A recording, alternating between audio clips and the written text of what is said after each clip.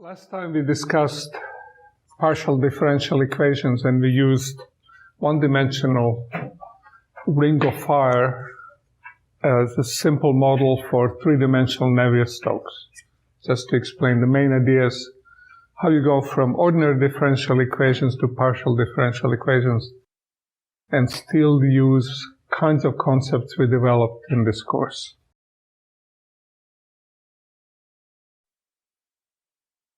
And today I'll discuss a set of ideas that go back to maybe Newton and Euler, but certainly to Reynolds and Orr. How to think about energetics of a flow. To do this, I'll have to define first space average. So if I have some field, let's call it A, defined on our compact domain, you've taken a world which is one-dimensional configuration space and periodic, so I'll put a little circle to indicate that integral is over a periodic domain. And the average says, take the value of this function at every point x at instant in time t and average over the space.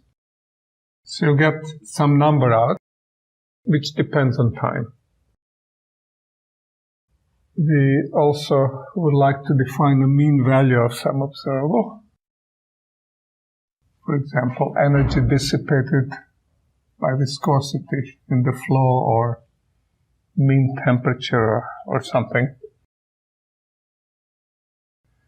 And that we define by taking limit 1 over t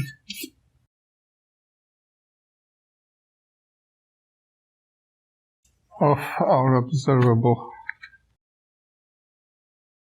So if you have some observable, this is just a number that you get, simplest characterization of flow. So again, the simplest example that we'll have will be the mean power you have to put into a fluid dynamical system to maintain its motion at certain level, or mean energy burned per unit time or dissipation rate of a viscous fluid. Both physical, very measurable. And we note for a few of these things we already know very easily how to do them. So if you had an equilibrium, then there is no development in time. Time average will obviously equal itself. And it's easy to check that that's also true for a relative equilibria, or what's called traveling wave in fluid dynamics.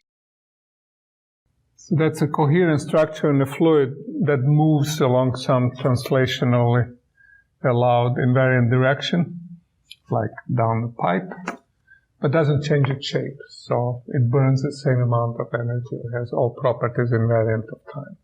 We can also compute these averages very easily for periodic orbits.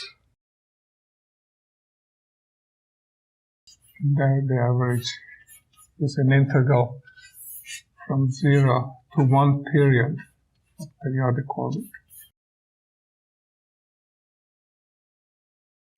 And it turns out, when you think about it a little bit, this is also true for relative periodic orbits. By the same logic as why it's true for traveling wave, when you have a period of a relative periodic orbit, the state that you're computing changes its shape, and by the time of the period it has the same shape as before, meaning that it has same properties like dissipation rates, etc.